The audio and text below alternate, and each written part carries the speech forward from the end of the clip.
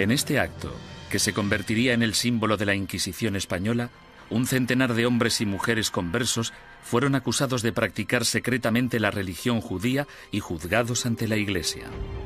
6 de ellos pagaron el más alto precio. Fueron quemados en la hoguera. En mitad del auto siempre se celebraba una ceremonia. Los dominicanos elegían a sus mejores oradores, los que tenían la voz más fuerte, y en ocasiones los sermones duraban media hora, 1, 2 horas. Los participantes eran despojados de toda dignidad. Se les afeitaba la cabeza, desnudaban a las mujeres y a los hombres, se afeitaba la barba a los hombres. En España, la virilidad de un hombre residía en su barba, por lo que afeitarla resultaba muy desagradable. La idea de la ceremonia era humillar a los penitentes y mostrar a la congregación cuál era el castigo por cometer herejía.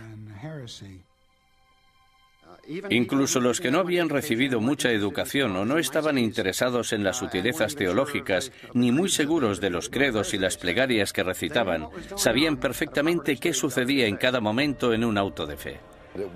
Era un espectáculo aterrador cuyo objetivo era poner unos límites en la mente de las personas sobre lo que podían decir, pensar y creer.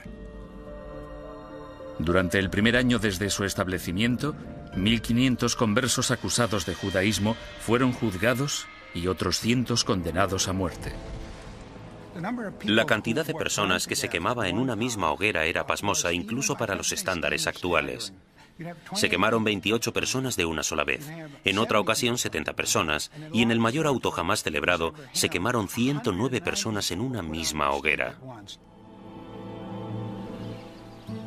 A diferencia de los herejes medievales que se atrevían a predicar sus ideas en público, el judaísmo secreto era, por definición, una actividad clandestina que se llevaba a cabo a puerta cerrada. Los vecinos podían decir que habían visto a un individuo leer un libro que probablemente era judío solo por el hecho de ver a alguien mirando un libro pequeño, que podría ser el libro de las horas. O podían decir que habían oído a alguien cuchichear una plegaria que seguro que era judía. Por tanto, encender velas, darse un baño, lavar la ropa, tratar, preparar y comer carne en día de pescado, como podían ser los viernes o los miércoles, podía causarte grandes problemas si tus vecinos se percataban y tenías mala relación con ellos. Las acusaciones provocaban más acusaciones. Algunos conversos se delataban a sí mismos con la esperanza de limpiar su historial y frustrar así el ataque de sus enemigos. Sin embargo, solo se podía conseguir una penitencia clemente si se hacía una confesión completa, y eso significaba dar los nombres de compañeros herejes. La única forma de escapar de todo eso era escoger nombres de otras personas de la comunidad. Esto recuerda mucho a los Estados Unidos de los años 50 y al pánico rojo que provocó la creación del Comité sobre Actividades Antiamericanas. Fue aquí donde se produjeron tantas tragedias. Gente inocente de todos los cargos podría, bajo tortura y pena de muerte, haber dado nombres sin pensar, solo para ser liberados. Si consideramos a Fernando e Isabel como los arquitectos de la Inquisición española, su contratista fue sin duda Tomás de Torquemada, el primer inquisidor general. A partir de 1490, Torquemada redactó minuciosa y sistemáticamente reglas que todavía conservamos en papel para guiar a los inquisidores, incluyendo el más mínimo detalle sobre lo que debían o no debían hacer. Y como consecuencia, podemos considerarle el fundador de la Inquisición. No hay ninguna duda de que Torquemada presidió la Inquisición durante su período más sanguinario y que ejerció mucha influencia sobre la corona. A pesar de que se le ha retratado de todos modos, desde un loco hipnotizador hasta un monje siniestro y obsesionado por el sexo, los historiadores saben muy poco sobre él. Era el típico teólogo fanático, antisemita y extremadamente hostil a los conversos. Era un hombre que concentraba toda esa intolerancia y ferocidad tan característica de los primeros inquisidores. Podemos estar de acuerdo o no con él en que los judeoconversos debían ser perseguidos y condenados. Pero en mi opinión, Torquemada insistió mucho en las normas de procedimiento correcto para el sistema inquisitorial. Sin embargo, se calcula que durante los 20 años de mandato de Torquemada como inquisidor general, 2.000 personas perdieron la vida y otros miles fueron castigados.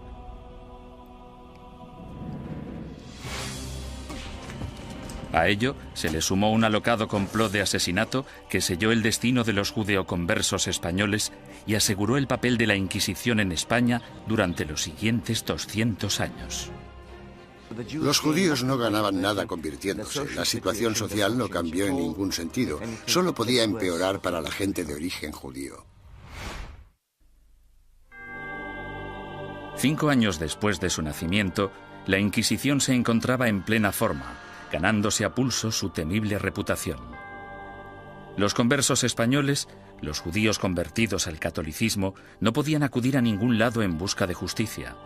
Tanto la Iglesia como las autoridades civiles seguían la misma lógica aplastante. Todos los conversos que rehuían la Inquisición eran, por defecto, culpables. Todos los que daban el paso y se delataban a sí mismos eran, puesto que lo admitían, culpables. Y todos aquellos que eran juzgados y condenados eran, evidentemente, culpables. Los procedimientos interinos del Tribunal de la Inquisición se mantenían en privado y los informes se protegían cuidadosamente, incluso de la corona. Cuando la Inquisición española arrestaba a alguien, esa persona simplemente desaparecía en la cárcel hasta que la Inquisición acababa con ella. Los familiares y amigos quedaban a la espera, llenos de preocupación y sin poder ayudar. Los españoles convirtieron este hecho en un verdadero fetiche. El secreto. Me refiero a que este era uno de sus principios fundamentales. La creencia de que el prestigio de la institución dependía en gran medida de la capacidad de mantener intacto el secretismo. Para los acusados, la naturaleza surrealista y casi arbitraria del proceso generaba terror.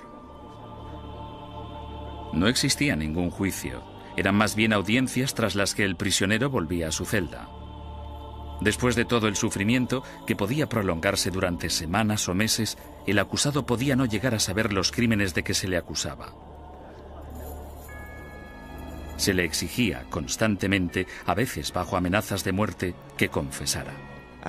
El acusado tenía que inventar explicaciones sin saber la naturaleza de la denuncia que se había interpuesto contra él.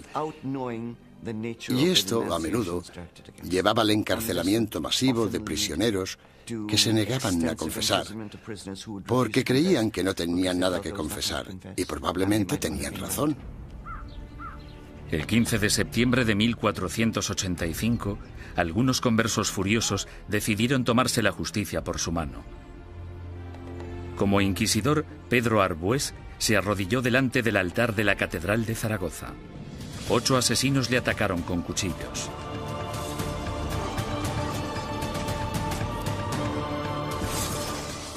Arbués murió al día siguiente, y con él la esperanza de todos los conversos españoles, pues el desdichado complot hizo que los judíos perdieran la simpatía pública para siempre y garantizó a la Inquisición un lugar en la sociedad española durante las generaciones venideras. Entre los académicos hay una pregunta obvia que ha generado más debate que cualquier otra. ¿Practicaban realmente los conversos el judaísmo en secreto o fueron simplemente cabezas de turco de la intolerancia? El problema desde un punto de vista técnico es que la única fuente de información que tenemos para responder a esta pregunta proviene del Santo Oficio. En consecuencia, el tema a tratar es, ¿debemos creer totalmente en los hermanos del Santo Oficio que investigaron a los conversos? ¿O debemos pensar que fue básicamente un fraude, una gran exageración basada en falsos testimonios? A petición del inquisidor general Torquemada, en marzo de 1492, el rey Fernando emitió otro edicto de expulsión. Se daba a los judíos 4 meses para aceptar el bautismo o abandonar España. Durante los meses siguientes, casi la mitad de la población judía de España, unas 40.000 personas, abandonó el país. Los demás se quedaron y se convirtieron al cristianismo. Simplemente cayeron en la misma trampa que habían tendido a sus antepasados judíos hacía 100 años. Por tanto, los judíos no ganaban nada convirtiéndose. La situación social no cambió en ningún sentido. Solo podía ir a peor para la gente de origen judío. No lloréis a vuestra partida, pues vosotros tenéis que beber vuestra propia muerte de un sorbo, mientras que nosotros tenemos que quedar atrás, entre esta gente malvada, recibiendo la muerte de ellos cada día. Juan de León, judío español converso. En 1499, la orden de expulsión se amplía para incluir a todos los musulmanes no convertidos de España. Durante los casi 25 años siguientes, una serie de rebeliones, expulsiones y bautismos forzados generan otra clase social de nuevos conversos al cristianismo, los moriscos. Lo que tenemos aquí es el mismo escenario que el de los conversos. Un grupo de gente que pertenecía a otra cultura y a otra religión y que ahora eran teóricamente cristianos. Esta era una situación hecha a medida que la Inquisición utilizó para apartar a los musulmanes y hacerles practicar el cristianismo. Las persecuciones de moriscos se triplicaron durante los siguientes 100 años. Sin embargo, estos no pudieron o no quisieron adaptarse. Finalmente, en 1609, las autoridades españolas decidieron que los moriscos eran imposibles de convertir y los expulsó a todos. El odio por la Inquisición española era tan intenso entre los musulmanes como entre los judíos. En su intento de conservar el catolicismo como la única religión de España, la Inquisición española encarceló a ciudadanos inocentes, confiscó propiedades, destruyó familias y mandó a miles de personas a la muerte. Lo que no utilizó muy a menudo, según los historiadores, es lo que la ha hecho tan famosa: la tortura. Una de las cosas que se han podido afirmar con seguridad gracias al reciente estudio de la Inquisición es que la tortura se utilizó en muy pocas ocasiones en dicha institución. La tortura se utilizaba única y exclusivamente para sonsacar la confesión, y una vez se había conseguido, la tortura cesaba. Los inquisidores se enfurecían si sus subordinados torturaban a individuos demasiado viejos, demasiado enfermos, leprosos o supuestos enfermos mentales. Tampoco querían que se torturara a niños.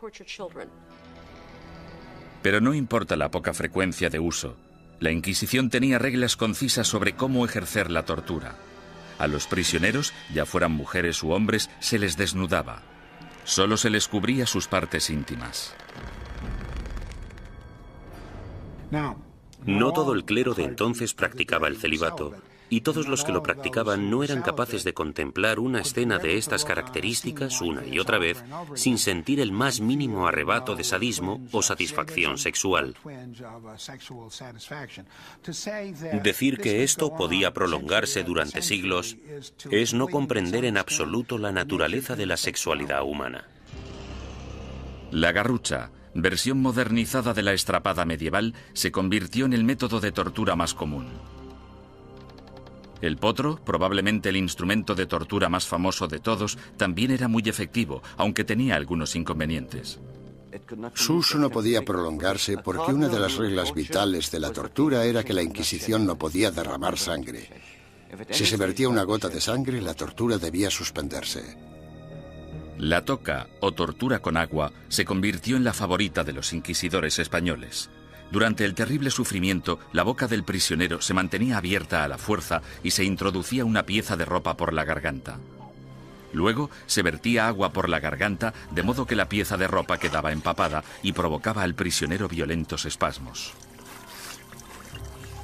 Durante la Inquisición española, la tortura no podía aplicarse más de 3 veces y nunca durante más de 15 minutos. Las afirmaciones que hacían los prisioneros no eran legales, a no ser que las ratificaran 24 horas después, lejos de la sala de tortura. Hubo inquisidores que rompieron las reglas, aunque lo hicieron por ignorancia, más que por malicia. El buen juez debe hacer caso omiso de los gritos, lloros, suspiros, temblores o del dolor del acusado. Y toda tortura debe realizarse con tal cuidado que el acusado no se vuelva loco, ni quede herido, lesionado ni indebidamente angustiado. J. Damunder, testigo ocular de las torturas. Se les pedía que siguieran las normas del libro, eso era todo. Yo no he encontrado, sinceramente, demasiados indicios de que se rompieran dichas normas. Me refiero a que tal vez estaban más dispuestos a seguir los procedimientos que los policías de hoy en día. La Inquisición española realizó algunas innovaciones en el área del castigo. La cruz amarilla que llevaban los herejes medievales en sus vestimentas evolucionó hasta un atuendo llamado San Benito.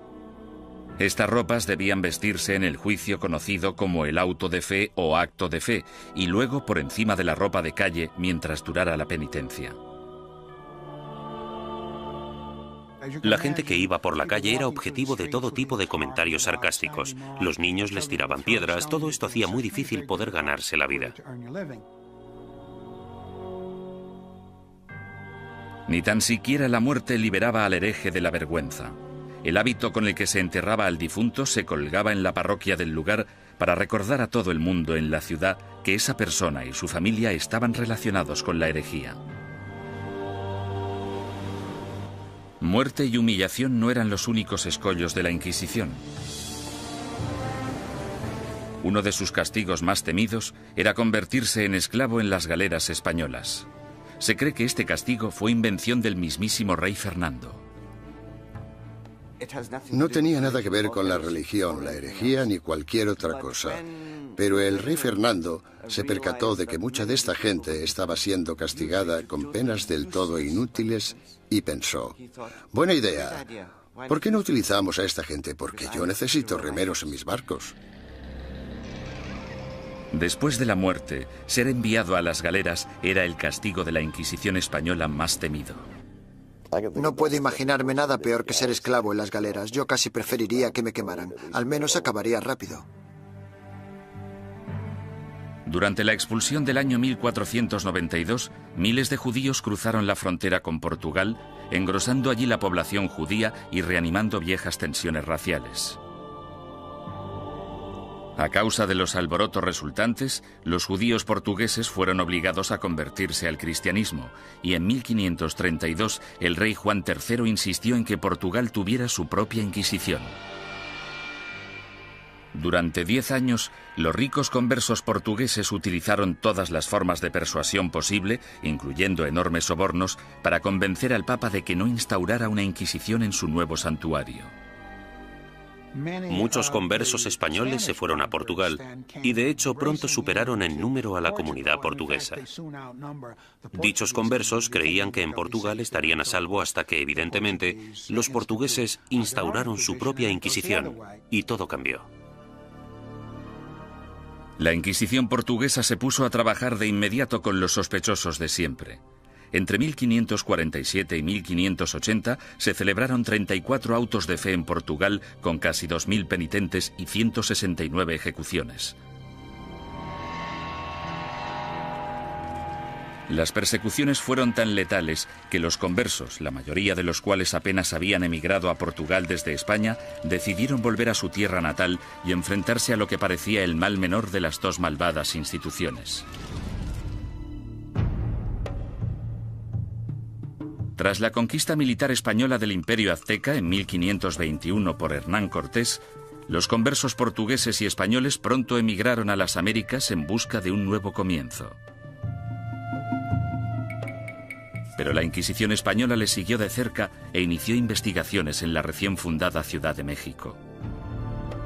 En 1528, 2 conversos españoles fueron quemados en la hoguera tras el primer auto de fe celebrado en tierras del Nuevo Mundo.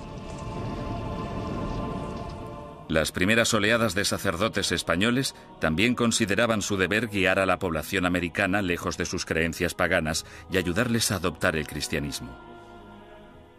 Tras un periodo inicialmente optimista sobre lo que se creía una conversión extendida, la segunda generación de prelados españoles en el Nuevo Mundo empezó a tener dudas sobre si los indios seguían siéndolo a escondidas después de ser bautizados, del mismo modo que se creía que los conversos seguían siendo judíos tras el bautismo.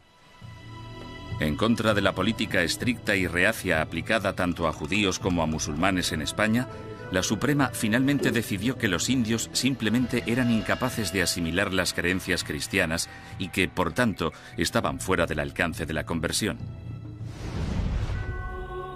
Sin embargo, la Inquisición pronto se enfrentaría a su mayor enemigo hereje de todos los tiempos, el protestantismo.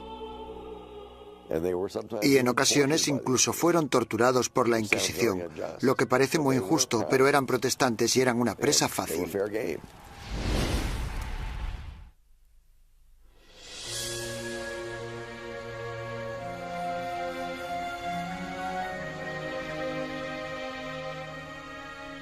Al mismo tiempo que las inquisiciones española y portuguesa remataban su azote contra los musulmanes y los judíos herejes, otra amenaza apareció en escena. En 1517, un sacerdote alemán llamado Martín Lutero dejó su famoso tratado, las 95 tesis, a las puertas de la iglesia de Wittenberg. Se trataba de un ataque acerbo a la Iglesia católica. ¿No es cierto que bajo el vasto cielo no existe nada más corrupto, más pestilente y más odioso que la corte de Roma? La que una vez tuvo las llaves del cielo, ahora es una especie de boca abierta hacia el infierno. Martín Lutero. La carismática protesta de Lutero evolucionó hasta convertirse en una auténtica revolución religiosa. El movimiento de la Reforma sacudió a toda Europa. Alrededor del año 1550, las coronas de Dinamarca, Noruega, Suecia y Finlandia ya se habían acogido a la nueva religión llamada protestantismo. El Papa estaba furioso. La forma en la que se contemplaba desde Estados Unidos la amenaza soviética de los años 50 y 60 sería muy parecida a la forma en la que Roma en aquel entonces contemplaba la amenaza protestante. Con sus ajetreados puertos y su extensa red europea de comercio, era solo cuestión de tiempo que las ideas protestantes empezaran a viajar hacia la España católica. En 1577, dos grupos independientes de adinerados protestantes convertidos fueron descubiertos y arrestados en Sevilla y en Valladolid. Estos arrestos de finales de 1550 fueron terribles para la administración inquisitorial y para el gobierno real, puesto que muchos de los sospechosos ocupaban altos cargos en la burocracia gubernamental. El descubrimiento de dos organizaciones protestantes en dos de las mayores ciudades de España causó oleadas de pánico por todo el país católico. El rey español Carlos V, que había dedicado los últimos 30 años a la lucha contra el protestantismo en Alemania, exigió una purga rápida y despiadada. Su aliado en Roma, el Papa Pablo IV, volcó todo el poder de la Iglesia en el ataque contra el protestantismo y emitió una bula papal sin precedentes en la que permitía a la Santa Oficina Española ejecutar a los ofensores que cometían un crimen por primera vez e incluso a los que se arrepentían. Según mis conocimientos, esta es la única vez en toda la historia de las Inquisiciones española, romana o portuguesa en que los acusados, que por primera vez admitían estar arrepentidos de sus errores doctrinales, eran igualmente condenados a muerte. La fiebre del antiprotestantismo llegó a todas las grandes ciudades de España. Fueron quemados en la hoguera sacerdotes, monjas, soldados ingleses e incluso 3 niños que murieron junto con sus madres. En poco más de 3 años, tras el descubrimiento de protestantes en España, el protestantismo se había eliminado por completo. Nunca reaparecieron. España se caracteriza por no tener protestantes. El sangriento ataque a los protestantes entre los años 1559 y 1562 también marcó el punto más álgido de la ceremonia del auto de fe en términos de asistencia, pomposidad y pura teatralidad. Anticipándose a los juicios de cientos de protestantes herejes, el inquisidor general Fernando Valdés se propuso deliberadamente modernizar el auto de fe de forma grandilocuente. Los costes aumentaron astronómicamente. Llevaron al tribunal inquisitorial a la bancarrota, de modo que tuvieron que ir reduciendo miembros y empezaron a amontonar prisioneros para poder conseguir un auto realmente bueno y tener suficiente gente para quemar en las ceremonias. España eliminó sistemáticamente a todos los protestantes. Sin embargo, los inquisidores permanecieron alerta ante cualquier amenaza hereje del exterior. A lo largo del siglo XVI, los viajeros protestantes que venían a España, incluso dignatarios extranjeros, cayeron en las despiadadas garras de la Inquisición. La Inquisición arrestó a marineros y comerciantes extranjeros. En ocasiones incluso llegó a torturarlos, lo que es muy injusto, pero eran protestantes y eran una presa fácil. Mientras que España parecía haber triunfado ante el protestantismo, no pudo hacer nada ante los efectos de otra de las invenciones alemanas, la imprenta. Hacia finales del siglo XVI, libros y panfletos escritos por víctimas de la Inquisición española avivaron el negocio de forma importante. Los líderes protestantes, que aspiraban a poner el mundo en contra de la España católica, explotaron estos horribles relatos de tortura, encarcelamientos y muerte. Las cuerdas, que eran de tamaño pequeño, se ataban a los huesos del prisionero atravesándole la carne y haciendo que la sangre borboteara por 8 puntos diferentes al mismo tiempo. Mientras el prisionero se resistía a hacer cualquier confesión respecto a lo que los inquisidores le preguntaban, tiraban de las cuerdas de esta manera 4 veces sucesivas. John Foxe, El libro de los mártires. La mala publicidad de la Inquisición no era el único escándalo al que se enfrentaba la Iglesia católica. En 1542, Roma fue sacudida por la noticia de que Bernardino de Ochino, el líder de la admirablemente austera y piadosa orden católica de los capuchinos, había abandonado Italia para unirse al protestantismo. La deserción de Ochino, una de las figuras relevantes más admiradas en la Iglesia, finalmente incitó al Papa a tomar una decisión. La respuesta del papado a este tipo de escándalos fue la creación de lo que se esperaba que fuera un método más eficaz de rastreo de herejes para detenerlos antes de que se convirtieran en una amenaza o en causa de bochorno. El 4 de julio, el Papa Pablo III ordenó el establecimiento de una Inquisición romana, la primera Inquisición en suelo italiano en más de 200 años. Una comisión de 6 cardenales dirigiría el Santo Oficio, aunque a diferencia de la versión española, dirigida por la corona, el poder de la Inquisición romana estaba única y exclusivamente en manos del Papa. Independientemente de lo que hiciera mal la Inquisición, no se puede decir que no fuera un error del papado. Durante el siglo XVI, la Inquisición romana gozó de gran prestigio y poder político. Los papas Pablo IV y Pío V subieron al poder tras servir a la Iglesia como inquisidores. A pesar de sus sangrientos mandatos, en términos de número de protestantes ejecutados, estudios recientes muestran que la Inquisición romana fue pionera en reformas judiciales que serían las predecesoras del sistema legal actual. Los prisioneros de la Inquisición romana podían disponer de un abogado e incluso reunir testigos que testificaran a su favor. 300 años antes de que se inventara la figura del abogado de oficio, la Inquisición romana ya proporcionaba abogados gratuitos a los indigentes acusados. Como mínimo, la Inquisición escuchaba o pretendía escuchar las explicaciones del acusado de un modo que los demás sistemas judiciales no contemplaban. La justicia civil era en muchos sentidos peor que la del Santo Oficio. Torturaban a los acusados más despiadadamente, los condenaban con más rapidez. Los acusados no morían a causa de la tortura en el sistema inquisitorial, sí en cambio en los tribunales civiles. Sin embargo, la Inquisición romana se volvió en contra de algunos de los mayores pensadores del Renacimiento. Estaban muy preocupados por el tema de las escrituras y parecía que Galileo las cuestionaba basándose en cuestiones muy controvertidas en aquel entonces. El ataque de la Inquisición romana contra el protestantismo supuso mucho más que arrestos, castigos y ejecuciones. En 1559, el Vaticano publicó su Índice de Libros Prohibidos, en el que listaba cientos de libros y autores considerados peligrosos para la fe y la moral de los buenos católicos.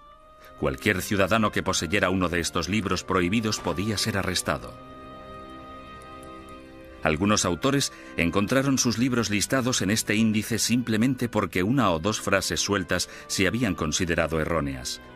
Sir Thomas More, político inglés que irónicamente fue decapitado por su lealtad a la religión católica, también fue considerado un autor prohibido. En relación a ciertos pasajes de sus libros, el índice decía: podéis leer este libro, pero debéis saltaros este pasaje. Es cierto que mucha gente famosa aparecía en este índice y, por tanto, estaban prohibidos. Los historiadores cuestionan si dichos índices tuvieron algún impacto real. Hay literalmente miles de títulos en cada índice, y aparte de un grupo de inquisidores y de obispos, pocos sabían exactamente qué estaba prohibido. Con mis investigaciones he podido demostrar que en Cataluña, por ejemplo, nadie hacía caso al índice. A lo largo de todo el siglo XVI, las librerías de Barcelona vendieron públicamente libros que aparecían en el índice de libros prohibidos. Simplemente fingían no conocerlo. Como instrumento de censura, el índice de libros prohibidos resultó ser algo de mucho ruido y pocas nueces. Sin embargo, no hay ninguna duda de que la Inquisición romana tuvo un efecto represivo sobre las ideas intelectuales y científicas y que destruyó las vidas y los legados de algunos de los mayores pensadores del Renacimiento. Giordano Bruno fue uno de los genios más excéntricos del siglo XVI. Medio filósofo, medio loco, su visión del cosmos, considerada inverosímil en su época, de hecho se anticipó a la concepción actual del sistema solar. Bruno era un visionario. Se consideraba casi una segunda reencarnación de Cristo, aunque de hecho tenía sus dudas sobre la divinidad de Dios, pensamiento por el que fue acusado. El tratado más famoso de Bruno, publicado en 1584, pronto le hizo merecedor de aparecer en el índice romano. De título Sobre el universo infinito y los planetas, es una mezcla extravagante de misticismo y astronomía de Copérnico. Bruno lanzó la teoría de que existe vida inteligente en otros planetas situados más allá de las estrellas. Enseñaba que la unificación de todas las religiones, incluidas el Islam y el judaísmo, era la única salvación de la humanidad. Estas creencias herejes provocaron aversión tanto entre los católicos como entre los protestantes. En un periodo de tensión religiosa, las personas como Bruno representaban una amenaza enorme porque en realidad parecían desechar casi todos los pilares básicos del cristianismo.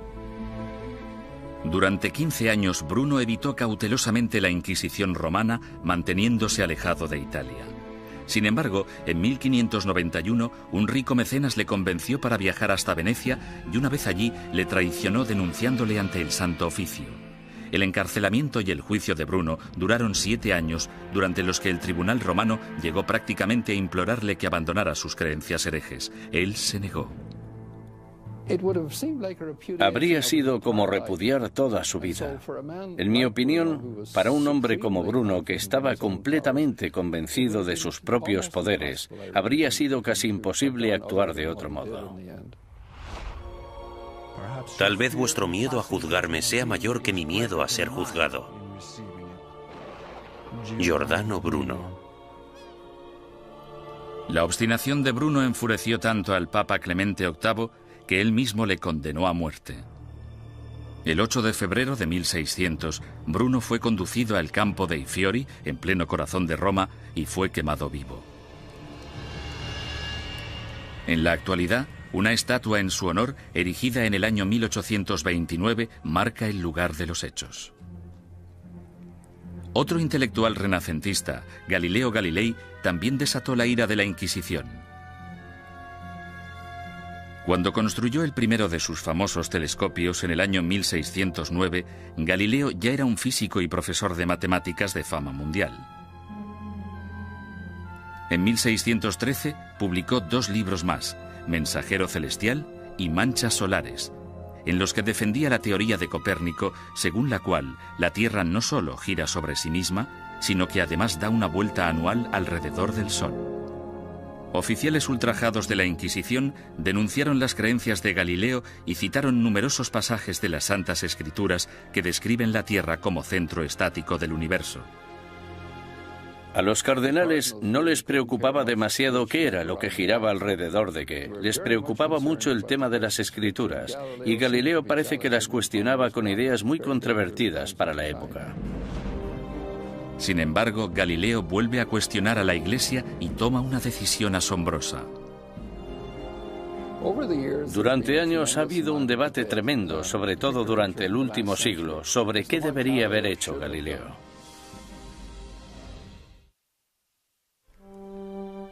En 1616, Galileo evitó ser juzgado y castigado por la Inquisición romana cuando aceptó dejar de enseñar sus rompedoras teorías planetarias. Con todo, 16 años después, alentado por el hecho de que su viejo amigo y admirador, el cardenal Barberini, se convirtió en el Papa Urbano VIII, el célebre científico publicó un nuevo manifiesto en el que reforzaba sus antiguas ideas. En esta ocasión, Galileo no calculó bien sus pasos, pues no solo produjo pánico en la Inquisición, sino que también provocó la ira de su antiguo aliado, el Papa. En mi opinión fue ese factor, la aversión personal, la oposición personal del Papa, lo que en gran parte hizo que el Santo Oficio procediera como lo hizo. Tenía una gran influencia. Galileo fue acusado de herejía. En enero de 1633, tras redactar sus últimas voluntades y su testamento, el astrónomo de 68 años viajó a Roma para enfrentarse a la Inquisición. Le hicieron todo tipo de preguntas. ¿Cómo escribiste un libro como este? ¿Por qué? ¿No defiendes en él una visión que ha sido tachada de contraria a las Escrituras? Galileo siguió manteniendo su inocencia, lo que probablemente no fue una buena estrategia dadas las circunstancias del juicio. Tras 3 meses de interrogatorio por parte de la Inquisición, en los que le amenazaron con torturarle, llegaron a un acuerdo. A cambio de retirar las acusaciones más graves, Galileo admitiría haber cometido un error y se declararía culpable de la ofensa menor que suponía haber defendido públicamente el copernicismo. El 21 de junio de 1632, en una ceremonia pública celebrada en Roma, pronunciaron la sentencia de Galileo y éste se retractó de sus creencias científicas. Con un corazón honesto y una fe sincera, yo renuncio, maldigo y repudio los errores y las herejías mencionadas. Galileo Galilei. Durante años ha habido un debate tremendo, sobre todo durante el último siglo, sobre qué debería haber hecho Galileo. Es importante recordar que si se hubiera negado a renunciar, si no hubiera aceptado la oferta, si hubiera dicho no, sigo creyendo en el sistema de Copérnico, podrían haberle ejecutado. Es bastante sencillo decir 200 años después no. Tendría que haber tenido coraje y haberlos desafiado y haberse dejado quemar en la hoguera. Después de haberse retractado, el Papa sentenció a Galileo a un castigo sin precedentes, volver a Venecia y permanecer bajo arresto domiciliario por el resto de su vida. El viejo científico murió silenciosamente 9 años después, a los 77 años. La leyenda afirma, sin embargo, que justo después de pronunciar su promesa forzada, Galileo susurró a un amigo: La Tierra se mueve a pesar de todo. En 1992, el Papa Juan Pablo II anunció oficialmente que la Iglesia se equivocó en 1633 al acusar al padre de la ciencia moderna de hereje. Es una lástima que no le escucharan, que no hubiera ningún teólogo en aquel momento capaz de entenderle. El error fue de los que juzgaron a Galileo.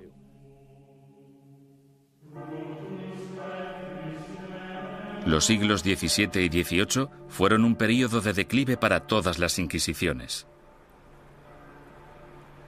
En España, aparte de la necesidad de erradicar a los conversos acusados de practicar secretamente el judaísmo, la Inquisición española se centró en la persecución de comportamientos personales inaceptables, como por ejemplo la homosexualidad, la bigamia y el adulterio, así como también los crímenes del clero. Las ceremonias de castigo, los autos de fe, siguieron celebrándose de forma esporádica en el siglo XVIII. Sin embargo, el prestigio de la Inquisición quedó mancillado cuando Felipe II rechazó expresamente acudir al auto celebrado en honor a su coronación. Los propios españoles empezaron a ver la Inquisición como un instrumento anticuado. Y a partir del año 1730 desapareció por completo. Inspirado por los ideales y las reformas de la Ilustración, Portugal empezó a desmantelar su oficina de la Inquisición. Alrededor de 1773, los autos de fe se ilegalizaron y las distinciones entre cristianos viejos y cristianos nuevos se eliminaron de las leyes portuguesas. Fue necesario que el ejército de Napoleón invadiera Italia y España para acabar definitivamente con la Inquisición. Algunas de las primeras acciones del régimen francés al entrar en Madrid en 1808 fueron abolir la Inquisición, confiscar todas sus propiedades y llevarse todos los archivos que encontraron. Napoleón fue incluso más lejos en Roma, donde no solo confiscó los archivos, sino que también se llevó como prisionero al Papa. En 1814, el imperio napoleónico se derrumbó y el Papa Pío VII regresó sano y salvo a Roma. Finalmente, en el año 1820, la Inquisición española fue ilegalizada completamente. Al oír la noticia, grupos de ciudadanos asaltaron el palacio, quemando y destruyendo todos los informes inquisitoriales. Algunas personas cuyos familiares habían sido juzgados no querían que se supiera. Por eso los robaron y los destruyeron. A pesar de la aplastante realidad, el papado se negó a admitir que el final de la Inquisición era inevitable.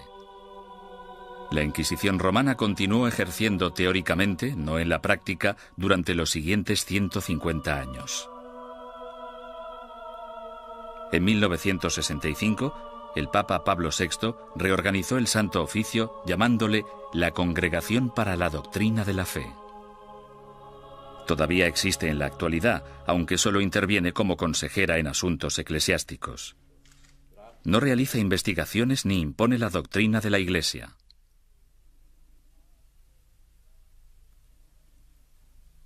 Desde la caída definitiva de la Inquisición, son incontables los mitos y testimonios inexactos que han surgido sobre su objetivo y sus prácticas. Los descubrimientos realizados en documentos nunca vistos, así como en los archivos de la Inquisición abiertos por el Vaticano recientemente, han ayudado a desbancar algunos de ellos. Por ejemplo, se ha podido demostrar que algunos recuentos de personas quemadas en la hoguera eran enormemente exagerados. La gente decía que se habían quemado 200 personas. De esas 200, quizá 3 fueran reales y 197 imaginarias. Poco a poco hemos podido fijar los números reales de las personas que fueron ejecutadas. Han sido necesarios muchos siglos para comprender que algo estaba mal. Debemos tener en cuenta el contexto y la mentalidad. Mucha gente creía que la Inquisición era un instrumento necesario y, aunque no gustaba demasiado, se aceptaba. Sin embargo, otros eruditos advierten que una visión revisionista de la Inquisición nos podría estar llevando demasiado lejos en la dirección errónea. Era una institución malvada. Si se mira todo en conjunto, yo diría que la Inquisición fue exactamente como la han descrito y que no necesitamos un lavado de cara de la Inquisición más de lo que necesitamos una revisión del Holocausto.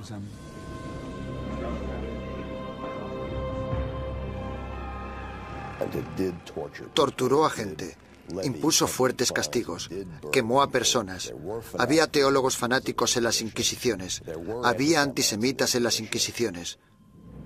Todo esto es innegable.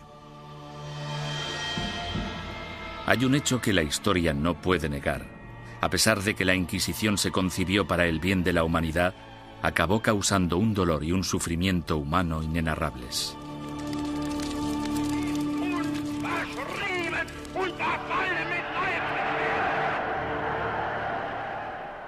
Las Inquisiciones existieron durante casi 6 siglos y lucharon por la necesidad de un grupo de imponer sus ideas sobre las de los demás.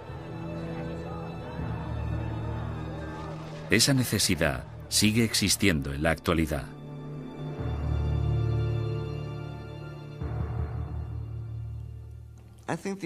Creo que la lección que debemos aprender de la Inquisición es que no debemos verla como algo único. Es un fenómeno recurrente que se ha dado a lo largo de la historia en todos los países, porque es un fenómeno natural. Es un fenómeno internacional.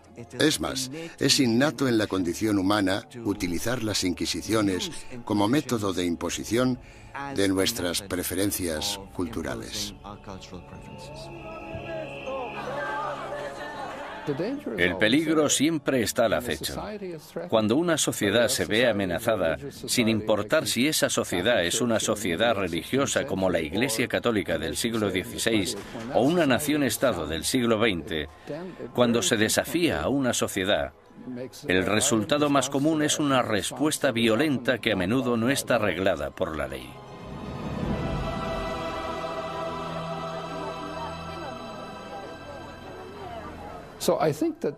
Por lo tanto, creo que esta reacción ante la amenaza es tan antigua como la humanidad y, sin duda alguna, perdurará en el futuro.